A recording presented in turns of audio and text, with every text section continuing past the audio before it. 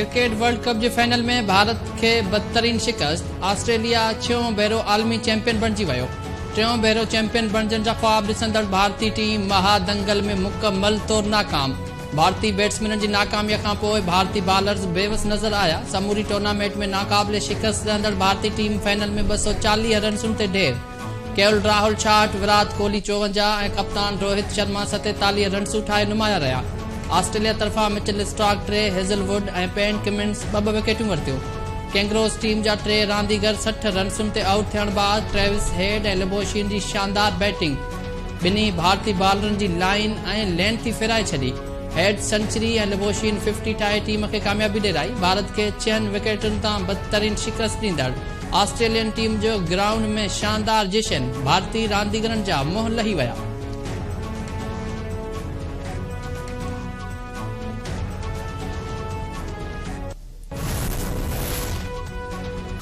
अॻूणो सदर Asif Zardari election commission ते एतमाद जो इज़हार करे छॾियो। आसिफ ज़रदारी चयो आहे त पीपल्स पार्टी इलेक्शन लाइ मुकम्मल तैयार आहे। असांखे इलेक्शन कमीशन ते एतबार आहे त हू शफ़ाफ़ चूंडूं कराईंदी। मुल्क शफ़ाफ़ चूंडुनि ॾांहुं वञे पियो। पीपल्स पार्टी 8 फ़रवरी ते मुल्क जी अक्सरियती पार्टी थी उभरंदी।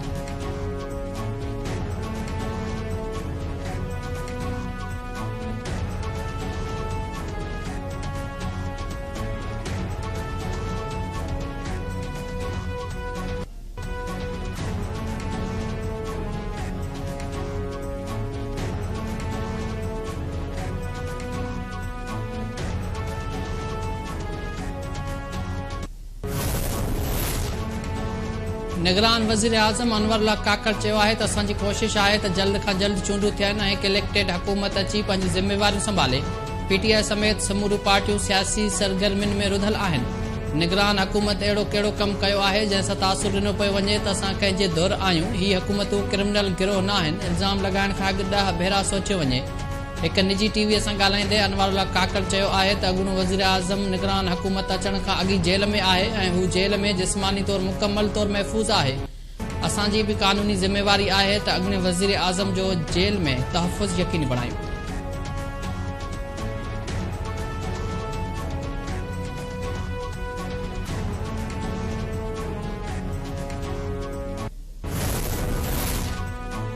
आसिफ ज़रदारी बि इलेक्शन कमीशन ते एतमाद जो इज़हार कयो आहे। उमेद आहे त ईंदड़ इलेक्शन साफ़ शफ़ाफ़ थींदी।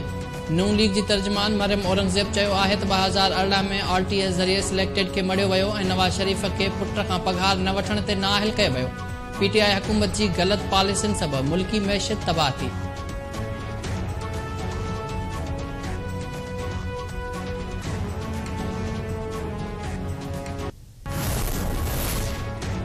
IMF पाकिस्तान जी तरक्याती बजट ते ख़दशा ज़ाहिर कंदे public investment management assessment report जारी करे छॾी। रिपोर्ट में चयो वियो आहे त पाकिस्तान जी तरक्याती बजट बर्दाश्त जोगी न आहे। नज़रसानी कई वञे। तरक्याती मनसूबनि खे मुकम्मल करण लाइ 10.7 ट्रिलियन रुपया घुर्बल आहिनि। गुज़िरियल बजट में हुकूमत 2.3 ट्रिलियन रुपयनि जा नवां तरक्याती मनसूबा शुरू कया। तरक्याती मनसूबनि जी मंज़ूरीअ खां अॻु टेक्निकल असेसमेंट ज़रूरी आहे। तरक्याती मनसूबा शुरू करण खां अॻु उन्हनि जी चूंड लाइ 5 सालनि जी पॉलिसी जोड़ी वञे। तरक्याती मनसूबनि खे फंड्स जारी करण जो तरीक़ेकार तैयार करे छपरायो वञे।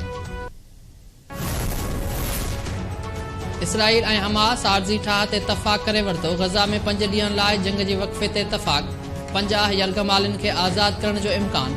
व्हाइट हाउस ऐं इसराइली वज़ीर आज़म जो मुआहिदे बाबति को बि रद्द अमल साम्हूं न आयो। इसराइली फ़ौज जी गज़ा ते बमबारीअ जो सिलसिलो जारी। जबालिया कैम्प जे स्कूल ते हमिलो, 200 फ़लस्तीनी शहीद। इसराइली फ़ौज पारां बोरेज पनाहगीरनि जी कैंप ते हमिलो। फ़लस्तीनी सहाफ़ी सारी मंसूर ऐं हुस्ना सलीम शहीद थी विया। इसराइली हमलनि में 7 अक्टूबर खां हींअर ताईं 12,300 फ़लस्तीनी शहीद थी चुका। हिज़बुल्लाह अल-मनारा में इसराइली फ़ौज ते हमले जी वीडियो जारी करे छॾी। इसराइली फ़ौज हमास सां जंग दौरान मारिजी वियल 6 फ़ौजियुनि जूं तस्वीरूं जारी करे छॾियूं।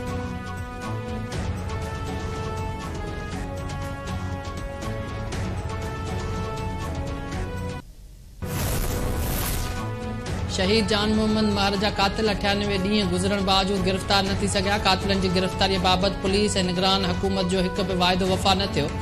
शहीद जान मोहम्मद महर जा कातिल गिरफ़्तार न थियण ख़िलाफ़ कलमदणी सरापा एहतजाज बणियल। PFU जे पारां सुभाणे कराची प्रेस क्लब खां रैली कढी CM हाउस आॾो धरणो हयो वेंदो।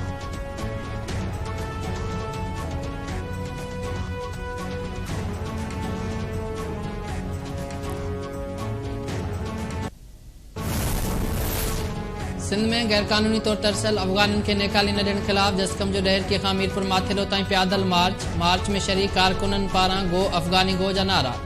अॻवाननि चयो त सिंध में वॾी तादाद में गैरकानूनी तौर अफगानी तरसियल आहिनि। वफ़ाक़ी हुकूमत जी ऐलान बाद अफगाननि खे ॿियनि सूबनि मां त नेकाली ॾिनी पई वञे।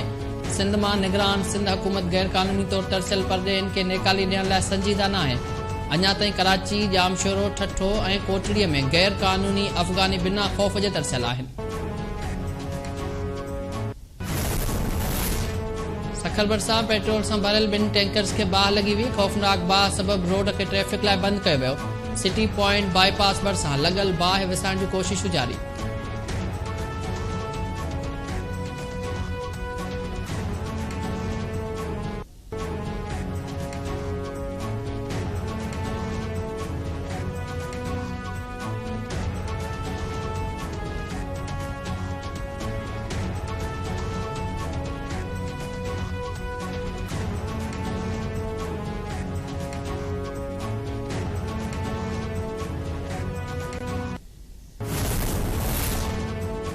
फुलजी स्टेशन भरिसां पहंवर ऐं जमाली बिरादरी जे ॿिनि धुरनि में जहिड़े जो हिकु वधीक ज़ख़्मी दम ॾेई छॾियो। माजी वेलनि जो अंग वधी बद थी वियो। ॻोठ यूसुफ पहंवर में फसल जे भेल तां थियल जहिड़े में गोलियूं लॻण सबबि अली अस्कर पहंवर थॾे ते दम ॾिनो ऐं हिकु औरत समेत 6 ॼणा ज़ख़्मी थी पिया हुआ। हिकु ज़ख़्मी इलाज दौरान हयाती विञाए वेठो।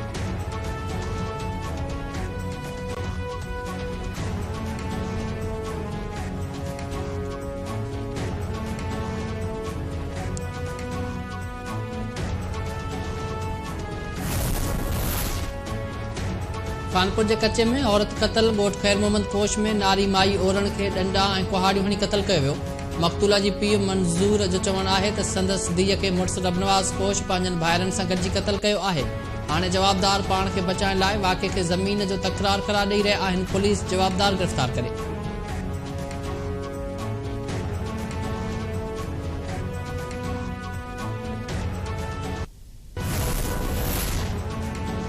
हैदराबाद के शीदी ॻोठ में बंगले में घरेलू मुलाजिम नींगर जो लाश हथ। वारसन पारां बंगले के मालिक ते कतल जो इल्ज़ाम। 12 वरनि के मुलाजिम नींगर रशीद खोसो जो लाश जमींदार बरकत भोरट के बंगले में मिलो। इतला ते पुलिस पहुंची नींगर जो लाश अस्पताल मुंतकिल कयो। पोस्टमार्टम बाद मड़ वारसन हवाले। नींगर के वालिद गुलाम रसूल खोसो इल्ज़ाम हणंदे चयो आहे त पुट रशीद 3 वरनि खां जमींदार बरकत भोरट के बंगले ते कम कंदो हो।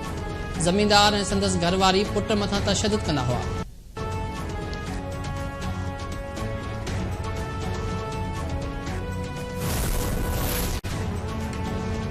केटीएन ऐं कावज जी सॾ ते गैर कानूनी परॾेहिनि खां पाक सिंध जे सिरे हेठि 3 दिसंबर ते ऐलानियल एकता ईद जूं तयारियूं जारी।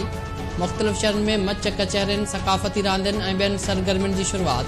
फनकारनि पारां सुरनि ज़रिए सिंध अमड़ खे भेटा पेश करण जो सिलसिलो बि जारी।